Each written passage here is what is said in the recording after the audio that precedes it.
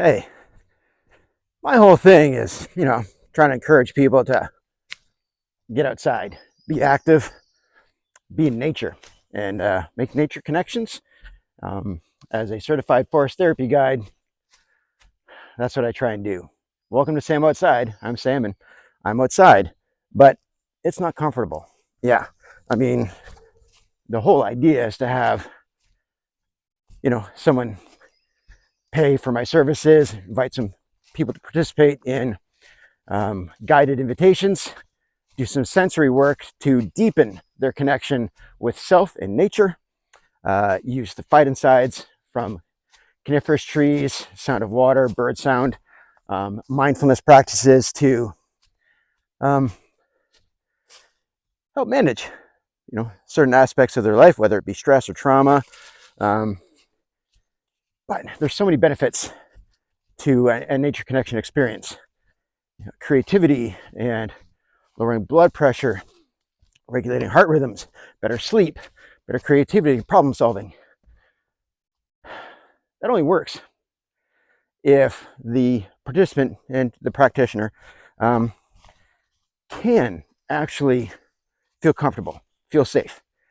And there's a couple times a year where, it's just not possible in my part of the world where I practice. One of them obviously is like deep winter, where we're talking like January, February, parts of March. It's just too cold. I mean, even if you are bundled, um, if you're moving too much, you're going to overheat. But if I'm inviting someone to sit still, they are going to feel the cold rather than really connecting with the complete sensory experiences. They're going to be focused on that one sense of touch, which is this is not comfortable. The other time of year is this mid-spring, and there's about, honestly, for me it's 4 weeks, but for people who are not, familiar with this part of the world, it could feel like 2 months. It's bug season, right? And hey, why are you dressed like that? Aren't you getting eaten alive? I mean, that term is interesting, but yeah, I'm getting bit. And, there's part of me that just says, you're not out there that long. Doesn't matter what you do. Just resign yourself to the fact that you're giving blood. Donate generously, right?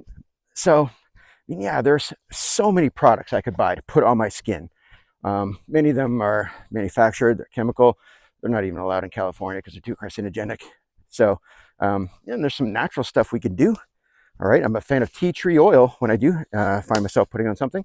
But, and you can get devices that add frequencies to the air around you, or it's a sound, or it's waves, or again, it's just other things you can burn nearby. And there's so many. I mean, there's an entire industry built around it, right? Millions of dollars to sell you products. I mean, I could just cover up. I mean, put on a bug net, put on a bug jacket, right? But yeah, even then, all it takes is one. And if you're not from around here, that first bug bite, the one bug bite you get, it's the worst thing you've ever had to experience.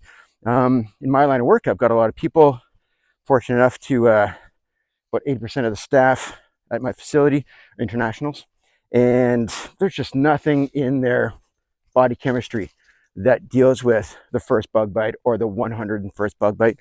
So even myself, I mean, even my dog, right? There's just a couple times a year where you start to amass some bug bites. And every insect, whether it's a mosquito or a blackfly, they're injecting you with some sort of anticoagulant, the thing that's going to allow the blood to come into their proboscis a little more quickly.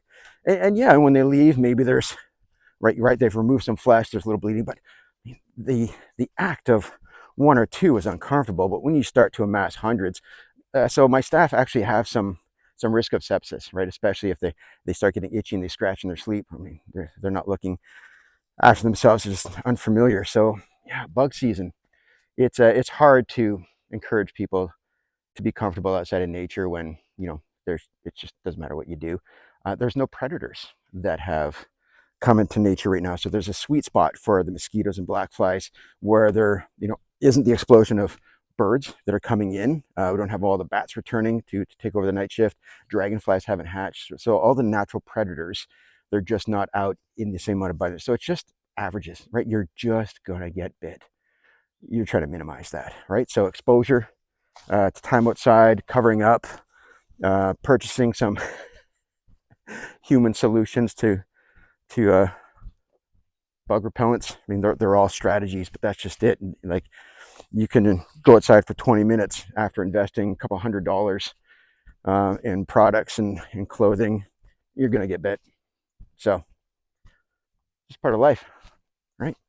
And when you start looking at life that way, yeah, look at all of your life that way. It doesn't matter what I do, this is going to happen. So let's try and minimize the impact of that, right? You're going to get rained on. Yeah, you can cover up.